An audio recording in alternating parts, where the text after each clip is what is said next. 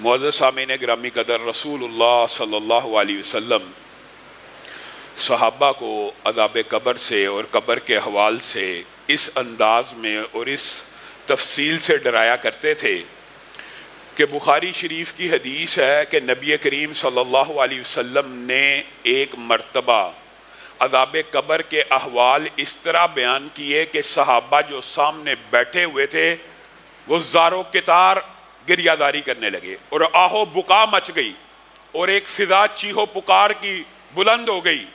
और हज़रत अस्मा बयान करती हैं कि इस चीहो पुकार की वजह से मुझे अल्फाज सही सुनाई न दिए, लेकिन नबी करीम सल्लल्लाहु अलैहि वसल्लम का ये जुमला मेरे कान से टकरा रहा था कि अन करीब तुम्हें कब्र के अंदर दज्जाल या उसके करीब करीब के फितने से आजमाया जाएगा। सहाबा इकराम की ये बातें सुन के चीहें निकल जाया करती थी और सहाबा इकराम जिनके ऊपर अल्लाह रब्बुल इज़्ज़त की रज़ामंदी का परवाना, हशनूदगी का पैगाम, जन्नत की बुशारतें, बेशुमार इनामात, उनकी ये कैफियत और हालत रसूलुल्लाह सल्लल्लाहु अलैहि वसल्लम के बयानात को सुनने के बाद हो जाया करती थी। और मैं और आप आज इस मुआशरे में जी अज़ाब कब्र होता ही नहीं, ये बरज़ख में अज़ाब जो है ये जी लॉजिक, मंतक, अकल के खिलाफ है। क्यों जी?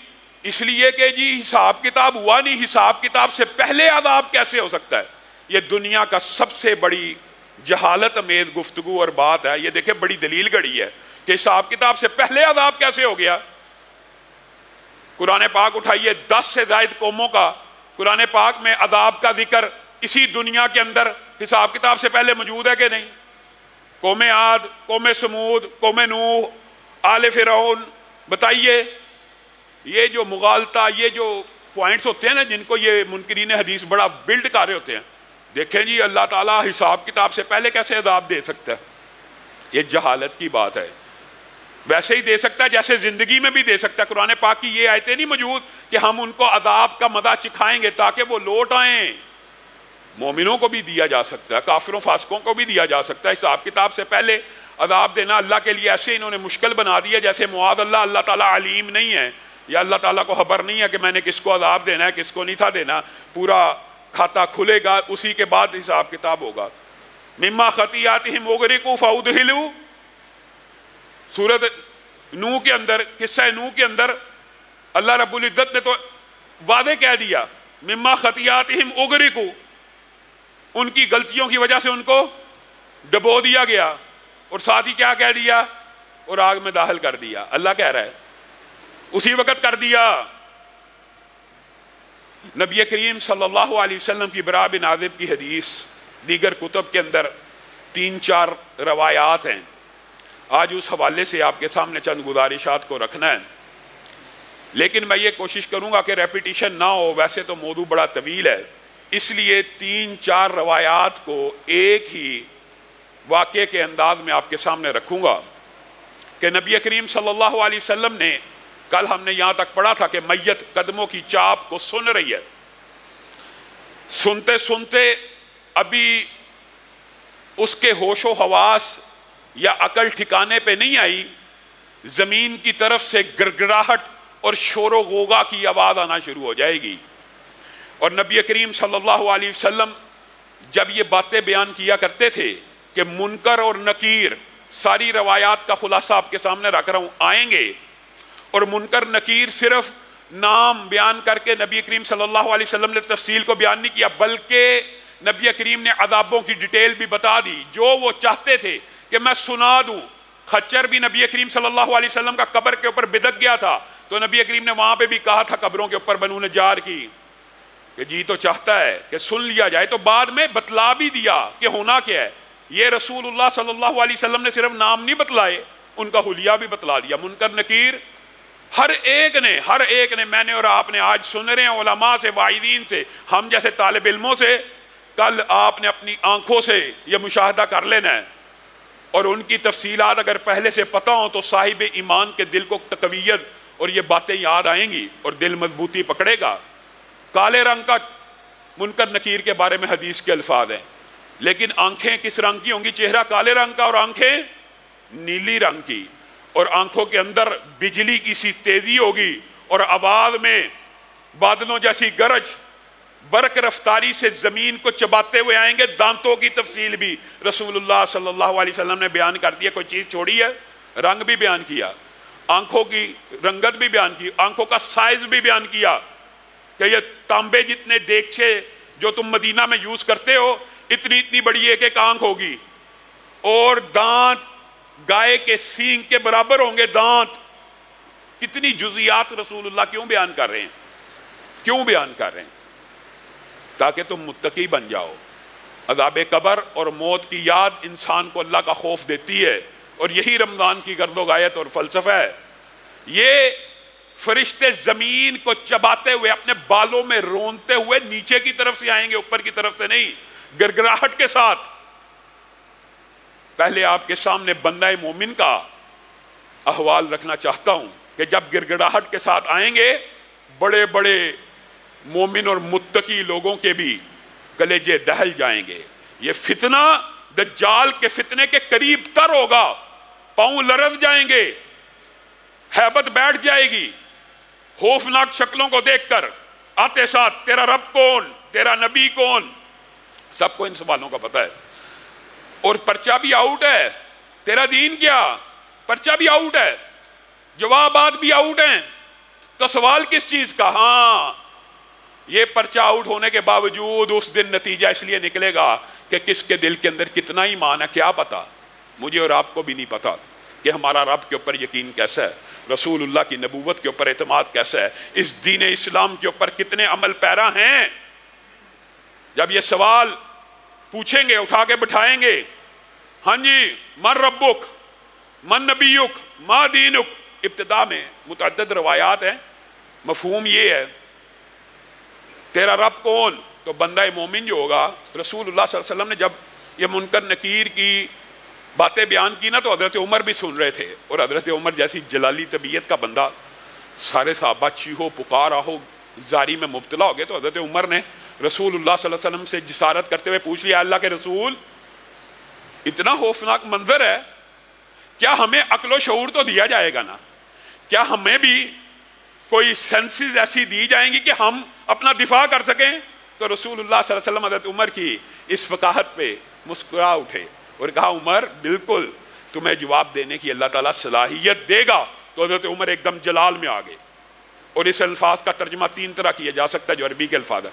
پھر میں فرشتے کو خاموش کرا دوں گا, پھر میں اس کے منہ کو ساکت کر دوں گا, پھر اس کو اپنا منہ بند کرنا پڑے گا. اگر ہمارے میں بھی ہوش و حواس ہوگا, اگر ہم بھی جواب دینے کی صلاحیت رکھتے ہوں گے, تو ہم اس کی زبان کو بند کر دیں گے. رسول اللہ صلی اللہ علیہ وسلم, دوسری روایت کے اندر حضرت عمر کے الفاظ اس سے بھی عجیب ہیں. حضرت عمر نے کہا, اللہ کے رسول اگر ہمیں عقل, شعور اور جواب دینے کی اللہ تعالیٰ صلاحیت عطا کرے گا, تو جس ٹائم میں تیاری کر رہا ہوں, جس ٹائم منکر نکیر مجھ سے پوچھیں گے من ربک, تیرا رب کون, تو میں ان کو کہوں گا تم دونوں کا رب کون ہے؟ میرا رب تو اللہ ہے, تم دونوں کا رب کون ہے؟ گویا وہ کہہ رہے تھے کہ انسان بے بس تو اتنا تو نہیں ہوگا, لیکن رسول اللہ صلی اللہ علیہ وسلم نے اس بے بسی کا بھی بتلا دیا کہ بڑے بڑے مومنوں کے پتے پانی ہو جائیں گے خوف اور دہشت کے ساتھ, لیکن انشاءاللہ بندہ مومن اور نمازی کی, سبحان اللہ, قبر کے اندر نمازی کی شان کیا ہوگی. رسول اللہ صلی اللہ علیہ وسلم نے فرمایا, یہ منکر نکیر کی جو دہشتیں اور وحشتیں ہیں باجماعت نمازی کے اوپر, ان میں کوئی اثر نہیں ہوگا, کوئی اثر ہی نہیں ہوگا. نماز اثر کا ٹائم ہوگا, جو بھی بندہ قبر میں آنکھ کھولے گا نماز اثر کا وقت ہوگا. جو نمازی پکا ہوگا نا, اس کے لیے قبر کی کوئی وحشت نہیں, کوئی دہشت نہیں. منکر نکیر آ رہے ہیں, وہ سورج کو دیکھ رہا غروب ہو رہا ہے, وہ اپنی نماز کی تیاری میں مشغول ہو گیا. اللہ تعالیٰ کی یہ مختلف حکمتیں ہیں کہ عارضی طور پہ کوئی واقعہ بلا دیا, کوئی یاد رکھوایا, وہ نماز کی تیاری میں مبتلا ہو جائے گا. وہ اس سے کہیں گے تیرا دین کیا ہے, تیرا رب کون ہے, تیرا نبی کون ہے, ذرا تعارف تو کرا. یہ جو حضرت محمد صلی اللہ علیہ وسلم یا یہ جو پیغمبر آئے تھے کچھ عرصہ پہلے آپ میں مبعوث ہوئے تھے, آپ کی اس بارے میں رائے کیا؟ نمازی کہے گا رکو صبر کرو, جواب دیتا ہوں, صبر کرو, صبر, مجھے ذرا نماز پڑھ لینے دو, میری اثر کی نماز قضا ہونے والی ہے. وہ کہیں گے آزمائشوں کا موسم تو ختم ہو چکا, ابتلاؤں کا سیزن تو ختم ہو چکا, امتحانوں کا وقت گزر گیا, آپ کو بات سمجھ نہیں آ رہی؟ ہاں, نمازی کو تب یہ بات سمجھ آ جائے گی کہ اچھا دنیا تبدیل ہو چکی ہے, اچھا یہ معاملہ یہ پھر وہ ان کو اطمینان اور تسلی سے، جو آپ کہتے ہیں نا جو نماز کے لیے کھڑا ہو گیا، جو نماز کے لیے کھڑا ہو گیا، منکر نکیر بھی اس کا کیا بگاڑ لیں گے، اس کو خوشخبری سنائیں گے، نم کا نومت العروس، سو جا، اس طرح سو جا جس طرح پہلی رات کی دلہن سوتی ہے، اور جس کو اس کے دلہے کے علاوہ کوئی اس رات نہیں اٹھاتا، یعنی اس کے محبوب کے علاوہ، اس کی پسندیدہ شخصیت کے علاوہ کوئی نہیں اٹھاتا۔ اور حدیث کے اندر الفاظ ہیں، نعمتیں پے در پہ ان جوابوں کے بعد اس کے سامنے اس طرح آئیں گی۔ 3 روایات ہیں، تینوں الفاظ موجود ہیں، محدثین نے ان تینوں روایات کے اندر، یہ منکرین حدیث کی طرح ہمارا عقیدہ نہیں ہے جی آپس میں اختلاف ہے، ہرگز نہیں۔ حدیث بھی وحی کی ایک قسم ہے جو آپس میں نہیں ٹکراتی۔ ایک حدیث میں جو 60 فٹ اگر ترجمہ کیا جائے 60 بائی 60 کی قبر ہو جائے گی، دوسری حدیث میں کیا آتا ہے 105 بائی 105 کی قبر ہو جائے گی، تیسری حدیث میں کیا آتا ہے حد نگاہ تک قبر پھیل جائے گی۔ یہ تینوں حدیثیں ٹھیک ہیں، تینوں حدیثیں درست ہیں، یہ ہر بندے کے ایمان کے مطابق اس کو سپیس ملے گی۔ کسی کا جو سب سے ادنا درجے کا مومن ہوگا اس کی 60 بائی 60 کی قبر کشادہ ہو جائے گی، اور جو اس سے بہتر درجے کا ہوگا 105 فٹ بائی 5 فٹ کی قبر کشادہ ہو جائے گی۔ اور جو اعلیٰ درجے کے مومن ہوں گے ان کے صرف سونے کے لیے حد نکاح تک قبر کو پھیلا دیا جائے گا۔ پھر فرشتے کہیں گے نعمتیں جو سی ملنی ہیں تمہیں ذرا تھوڑا سا نظارہ کرا دیں، اس نیند سے پہلے جی جہاں یہ جنت میں تمہارا ٹھکانہ ہے، یہ جنت میں تمہارا مقام ہے، جنت میں اس کو اس کا محل بھی، اس کے گھر بھی اور اس کے مقامات بعد دکھا دیے جائیں گے تاکہ اطمینان، تسلی، تشفی ہو جائے۔ اور پھر جہنم کے اندر بھی ایک نظارہ اس کو دیا جائے گا، اگر بدعمالی کرتے تو یہ جہنم میں تمہارا ٹھکانہ تھا۔ بندہ شکر کرے گا کہ میں ان دردناک عذابوں سے بچ گیا، اللہ تعالی ہمیں ان لوگوں میں شامل فرمائے۔ بندہ شکر کرے گا جب یہ سارا معاملہ ہو جائے گا، سونے سے پہلے ایک نہایت خوبصورت، ایک نہایت خوشبودار، ایک نہایت پاکیزہ، ایک نہایت معطر شخص اس کے پاس آئے گا۔ وہ کہے گا تو کون ہے؟ تو کون ہے؟ کہا تیرے نیک اعمال ہی تو ہوں، اب تیرے ساتھ ہی تو رہنا ہے۔ تو بندے کے منہ سے جو آخری الفاظ سونے سے پہلے نکلیں گے، ربی اقم الساعہ، ربی اقم الساعہ، اے رب اب قیامت قائم کر دے، اب انتظار نہیں ہوتا، اب قیامت قائم کر دے، اب انتظار نہیں ہوتا، اب جلدی کر دے، اب جلدی کر دے، اب جلدی کر دے۔ اس کو میٹھی نیند سلا دیا جائے گا۔ اور مسند احمد ابن حبان اور مستدرک حاکم کی اگر احادیث کو اکٹھا کیا جائے تو بعض مومنین کو اللہ رب العزت یہ درجہ دے گا۔ ہم نے شہیدوں کے بارے میں تو سنا کہ پرندوں کے کالم میں، عرش کے نیچے قندیلوں میں ان کی روحوں کو واپس ٹرانسفر کر دیا جاتا ہے۔ مومنوں کی روحوں کو بالعموم علیین میں رکھ دیا جائے گا اس نیند کے بعد۔ لیکن بعض مومن بھی ایسے ہوں گے کہ جن کو پرندوں کے کالم میں ڈال کے جنت کے اندر چھوڑ دیا جائے گا، جن کی روحوں کو علیین سے بھی اونچا مقام دے دیا جائے گا۔ یہ اللہ تعالیٰ کے مراتب ہیں۔ لیکن یہ جو قبر کے اندر نم کا نومت العروس کی نوید پائے گا، یہ کم از کم اس کی روح کا ٹھکانہ پھر قیامت کے دن تک علیین میں ہوگا، اطمینان سے یہ یہاں پہ سوتا رہے گا اور اس کو پتہ ہی نہیں لگے گا کہ کتنی دیر میں قیامت آ گئی۔ آخری الفاظ بھی یہی کہہ کے قبر میں سویا ہوگا کہ اللہ تعالیٰ جلد قیامت قائم کر دے۔ اور اگر قیامت سے 20,000 سال، 10,000 سال پہلے بھی سویا ہوگا، قیامت کے دن کے آنے کا اس کو اتنا بھی احساس نہیں ہوگا کہ جیسے ایک لمحہ، ایک سیکنڈ بھی گزرا ہے، ایسے ہی لگے گا کہ ایک سیکنڈ گزرا ہے۔ اور دوسری طرف اللہ رب العزت معاف فرمائے، منکر نکیر آئے، اس کی بھی مختلف سٹیجیں ہیں۔ ایک کا ایمان متزلزل تھا دنیا میں، صحیح، اللہ معاف فرمائے، مسلمانوں کے اندر بھی، ایمان والوں اہل اسلام کے اندر بھی اصل گرفت ان لوگوں کی ہونے والی ہے۔ ایک تو وہ ہے کہ جن کا رب کے اوپر اعتماد، یقین اور نبوت کے اوپر ایمان، یقین ہے، وہ تو کامیاب ہو گئے۔ لیکن جو شک میرے ہے نماز پڑھنی چاہیے لیکن نہ پڑھنے سے بھی بندہ گزارا ہو جاتا ہے، یہ شک میں مبتلا لوگ اس قبر کے فتنے میں صحیح مبتلا ہوں گے، کیونکہ الفاظ حدیث کے اس بات کے اوپر دلالت کرتے ہیں۔ منکر نکیر جب پہلا سوال پوچھیں گے تمہارا رب کون؟ رب تو جو لوگ کہتے تھے ہم بھی وہی مانتے تھے، حدیث کے الفاظ ہیں، شک و شبے کے اندر पड़े हुए जवाब देंगे। झूठ बोलते हो, इस हस्ती के बारे में तुम्हारा क्या अकीदा जो मबूस की गई, जो भेजी गई थी? जो लोग कहते थे हम भी इनके बारे में यही कहते थे, यानी आधा यकीन था, कुछ हदीसें मान ली, कुछ ना मानी, कुछ आयात के ऊपर ईमान लाए, बाकियों को छोड़ दिया, इस्लाम में पूरे दाखिल ना हुए। वो इस फितने के अंदर, इस घबराहट के अंदर ऐसा शिकार होंगे, पहले उनकी शक्लें देख के, हैबत देख के उनको कोई जवाब ही नहीं बन पाएगा। हालांकि पता होगा, अल्लाह को जानते होंगे, नबूवत के नबी करीम सल्लल्लाहु अलैहि वसल्लम का तारुफ मौजूद होगा, लेकिन जवाब देने की सलाहियत मौजूद नहीं होगी, कपकपा रहे होंगे, कपकपा रहे होंगे। और इन लोगों के लिए असल में वईदें हैं, और अल्लाह रब्बुल इज़्ज़त हमें इन लोगों में शामिल ना करे। और दूसरे तो सीधे काफिर होंगे ना, जो मुनकर हैं, जो सीधे सीधे ही जो कहेंगे तेरा रब को हमें नहीं पता, नबी को हमें नहीं पता, दीन क्या हमें तो पता ही नहीं था, ये क्या बातें हैं, इन चीज़ों का तो हमें इदराक और शऊर ही नहीं था, ये क्या बातें हैं।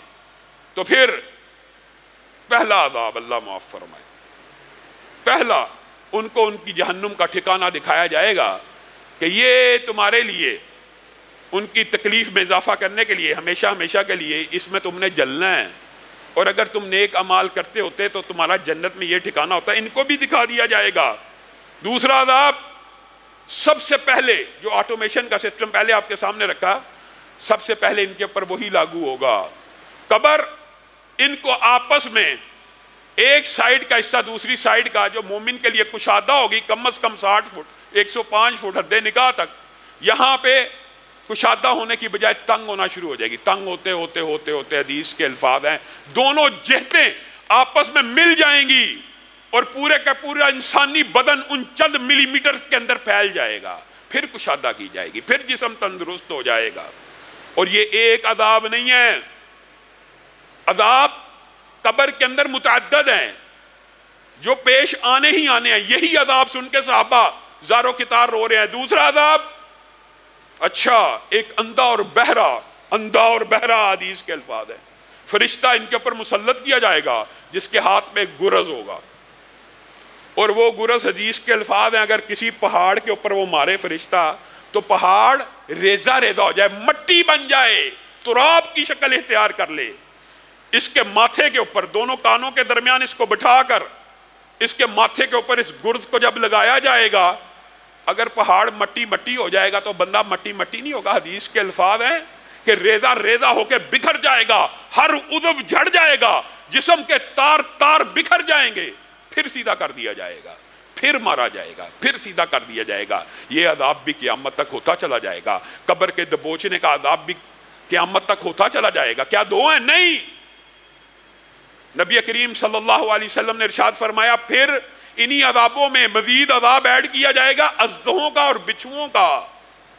आप जो कब्रिस्तान में अज़दे और बिच्छू देखते हैं, शायद उन्हीं की मुमासलत से रसूलुल्लाह सल्लल्लाहु अलैहि वसल्लम ने लोगों को समझाने के लिए ये बात भी बयान की कि ये कब्रिस्तानों में तुम्हें जो नजर आते हैं, ये हकीकत में भी कब्रों के अंदर मौजूद होंगे, लेकिन उनके जो अज़ाब और जहर हैं, इनसे कैसे फ़र्क होंगे।